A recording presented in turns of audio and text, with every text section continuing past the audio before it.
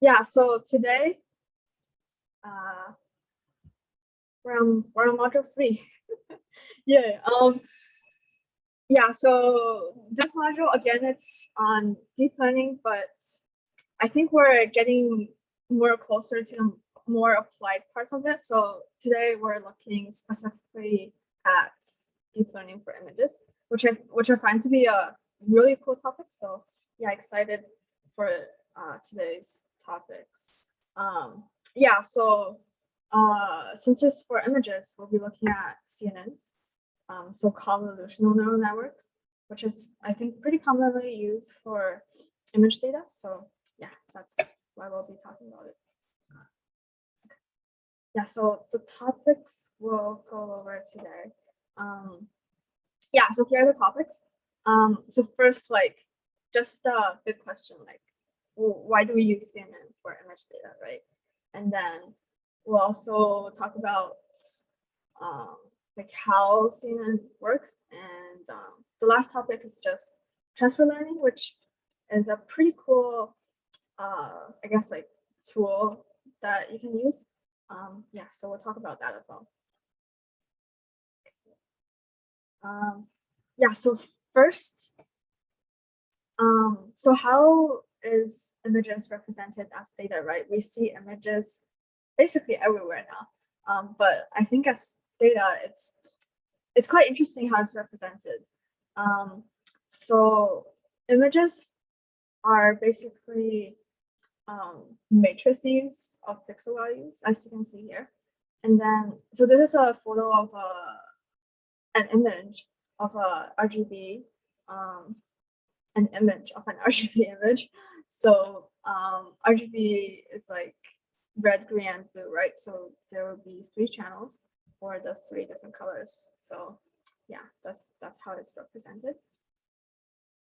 And then I had a thinking question to start off, just to get our ideas flowing. So yeah, if we just we'll just try to recall, like, so why is CNN preferred for image data, right? That's the big question. Yeah, do you wanna since we have a small group today, do you want to give it a shot, or maybe? Okay. Okay, that's okay. Yeah, feel free to submit it here. Automatic feature extraction. Yeah. Yeah, basically. Any more inputs, or do you wanna? Yeah, I agree. These are the keywords.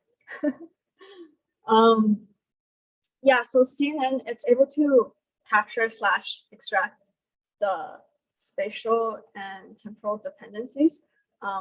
So what that means is, like, for images, it's quite different from other kinds of data, because for images you have pixels, and then the pixels, they come together to form the final product. So there's some sort of dependency between them spatially. So so CNN is pretty good at extracting that particular feature and that dependency. And then also, since it's extracting the key features, it also needs less parameters, and less parameter means simpler training, which is always nice to have. So yeah, that's why it's nice. And then moving on to, like, the CNN architecture itself, I put an image here. It's a pretty nice diagram that I found. So yeah, basically, this is just an overview for now. We'll dive deeper into each of the layers in the next few slides. But essentially, like you mentioned, we began by extracting the features, and then using that, we then use the fully connected layer to classify it, and then make those predictions. Yeah, so although although the diagram looks quite busy, essentially we can summarize it in those 2 steps. Yeah, okay. So since it's called convolutional neural network, of course, like convolutions, the big part of it. So actually, this is supposed to be a GIF, but it's not moving right now. It's okay. Yeah. So what's the definition of convolution? It's just matrix multiplication between the kernel, which is here, and the covered area shown in orange here of the image. And that should I maybe actually let me try exiting the presentation one. Or should I? Okay, it's okay. I want to show the animation, but it's okay. Yeah, so this kernel is going to move across the image, and then it'll perform this matrix multiplication. And then after this computation, it'll extract the features. And then basically since you extract the features, it will allow for easier processing. So that's convolution. And then what's a kernel? It's also called a filter. So as we mentioned before, it's used in the convolution operation. And one thing is it has the same dimension as channel size. So like we mentioned before, for RGB, there are 3 channels. So for kernel, it also has those channels that covers all the different channels. And then just 2 terminologies often used here is one is stride. So stride is the step size of each shift. So as you like glide across the image, the size of each step you take is called a stride, which you can control and change. And then for padding, you can pad the input image with 6 zeros, and then using that you can control the output dimension. Let me pull up. Yeah, so basically, convolution is able to extract the important features. So, for example, like edges or colors, which will be really useful when classifying. And then speaking of GIFs, let me pull up I was going through this online article, and then I found this pretty cool.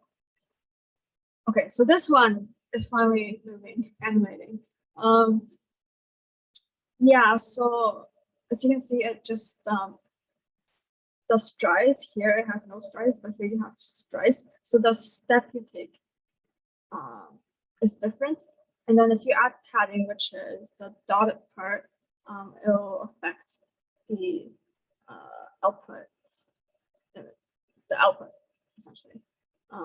Yeah, which I think because like when I first learned this, it was quite hard to visualize how it works. But I think this is really cool and helpful. So yeah, I've added the link in the GitHub resources page. So yeah, feel free to check it out. So that's convolution. And then so convolution are these steps, and then you also have pooling. And pooling, what's the purpose of it is, it's used to reduce the spatial size, and then it also extracts the dominant features. So in this image here, you have a higher dimension, but then okay, I shouldn't use dimension. Like the size of it is larger, but here you reduce the size of it and extracted the dominant features. And because of that, it'll decrease the computational power. Yeah, which is always nice. And then there are 2 types. There's max pooling and average pooling. In this example here, it's using max pooling. And max pooling is often used to suppress noise. So that's always useful. as well. Yeah, so the pooling, and then after we've extracted the features, we have the fully connected layers. And the fully connected layer, yeah, so now that we have the converted data, we can flatten it, and then it'll be good and suitable for NLP, which is what we went through last module. And then basically we'll train it to distinguish the features we've extracted and classify them. And I think all the way back in module 1, we talked about like softmax is often used to as activation function for our classification. Yep. Okay. And then, yeah, this is another thinking question. So feel free to type in what you're seeing here. So transfer learning is another topic that was covered in this module. Basically, like the previous question was why is CNN useful, and then this one is why is transfer learning useful. I'll give you a few minutes. Feel free to put in what you think. Yeah. This will be our last topic.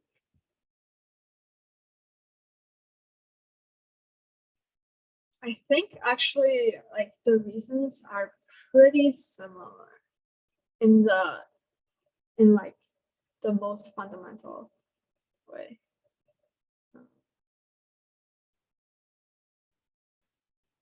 I can, yeah, so what I understood from like the content was I think in neural network, like computational power and data, it's like a big, maybe like the word I want to use is issue. Like, yeah, it's a big part of it. So transfer learning, it helps to prevent wasting resources on training data. So, so I put a diagram here. So like when you learn something, so you get the solution for one problem, it can often help with something else as well. So let's say, like as an example, like I'm sure we all learned like math since all the way in elementary school probably, and then now this knowledge from about math can help us understand machine learning as well. Since machine learning is quite math heavy, math slash statistics heavy. Yeah, so you can transfer that knowledge. That's why it's called transfer learning. Transfer that knowledge to another learning task. So like in this example here, you have a learning task and you have a data set and you train and you learn and you have that knowledge. And then maybe it's the second learning task, maybe it's quite similar. So you can apply that knowledge in here as well. So you can reduce, this time you can reduce the data set. So you don't waste too much computation on learning all that. Yeah.